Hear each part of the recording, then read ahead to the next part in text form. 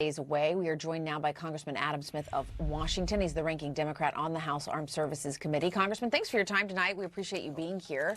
I want to first get your reaction to this news that we're getting about what happened in the Gulf of Oman. What did you think about it? Well, I think the most important thing to realize here is we are nowhere close to an agreement. President Trump seems to have been trying to wish that into existence, well, on and off, frankly, since this war began. But I think Ambassador Bolton was quite correct. I mean, there's nowhere close between where Iran is at and where we're at. I mean, we still have what we wanted out of this war, which was Iran's nuclear program gone, their ballistic missile program gone, their support for terrorism in the region gone, and then we also hope for a fundamental change in the regime. Iran has said no to all of that. They've put on the table the fact that they will now control the Strait of Hormuz in a way they never have before, and they're insisting upon us relieving all manner of different sanctions and basically paying to rebuild Iran. So the biggest thing to realize this is, despite what the president has said, we are miles away from an agreement, number one, and number two, how we get to an end to this war has never been less clear. Right, and that was going to be my follow-up question to you, is knowing that as you lay out these objectives that the president and his administration have put out there as what they must be getting from Iran to get to a permanent deal, do seem pretty far apart at this moment in time, despite what the president has said kind of off and on over the last several days. How concerned are you about how this ends, or if this ends? Yeah, look, I'm very concerned, and this was all very, very predictable, and it was predicted by a lot of people. This is why previous presidents chose not to start this war. Iran is absolutely a problem. We have to stop them from getting a nuclear weapon. They are also a malign influence in the region. We have to figure out ways to deter and contain that malign influence, always hoping that at some point they will change, but preparing for the fact that they won't. We looked at military options for the last 15 years and concluded that it would play out kind of like it's playing out now. An enormously high cost for the region and the world without any clear evidence that we are closer to our true objectives. So other options were chosen. The president launched us into this war, and now he really doesn't know how to get out of it. And you can see it in his style. His style is always basically to talk big and try to humiliate and belittle his opponents until they give in to him. But sometimes that doesn't work.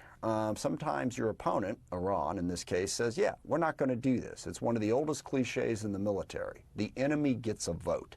And the president seems to have forgotten that fundamental reality when he started this war. I'm reminding people that you are the ranking member on the House Armed Services Committee. So knowing that, U.S. Central Command Chief Admiral Brad Cooper says the military is prepared to sustain this blockade in the Strait of Hormuz for as long as necessary. And obviously, this is all taking extreme resources from the military across all branches. How does this impact our readiness? How does this impact the U.S. military? Yeah, the costs of this conflict are enormous. You focus on one piece of it, and that is, the tens of billions heading towards hundreds of billions of dollars that we'll be spending on this conflict, and then also the Navy ships in particular that have been at sea much longer than normal. They will take time to repair.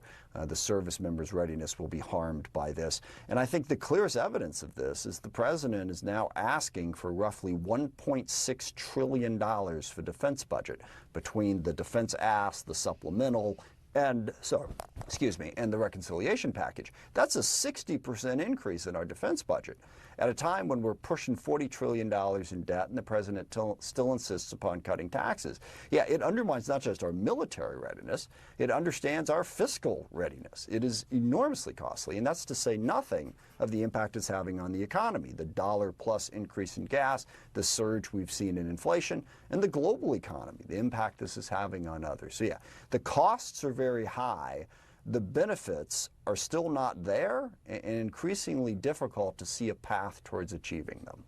And where are you on that, the president's request on that increase in budget? Do you think that's necessary? No, I do not. I am a hell no on it for a variety of different reasons. One, because I do not support this war. I do not think we should be funding it. Number one, and number two, we need a national security strategy that's realistic. And it's not realistic to imagine that we can have a $1.6 trillion defense budget and that we can somehow dominate the world. And that's really the strategy here, is that we are going to bend the entire world to our will. We're going to dominate the entire Western Hemisphere, apparently. We're going to run Venezuela. We're going to run Cuba. We're going to threaten Greenland. We're going to threaten Canada. We're going to threaten Panama. And now we're going to reshape the Middle East with our military, all the while pushing away all of our partners and allies who could conceivably help us achieve that.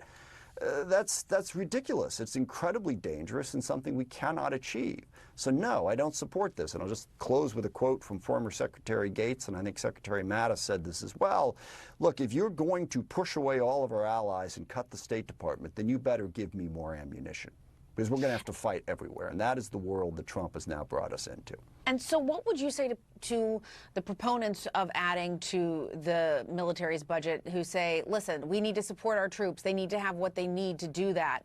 This is how much money we need. You don't agree with that? No, I don't agree. It's not $1.6 trillion. And I'm not going to say I don't support the mission. All right, the president asks him to do that. He can get the votes for that money if he thinks it's a good idea. I don't think we should support it, because if you don't fund it, then that forces them to make different choices. They're not going to send the troops out ill-equipped. They're going to have to make different choices. Ultimately, this is how Vietnam ended.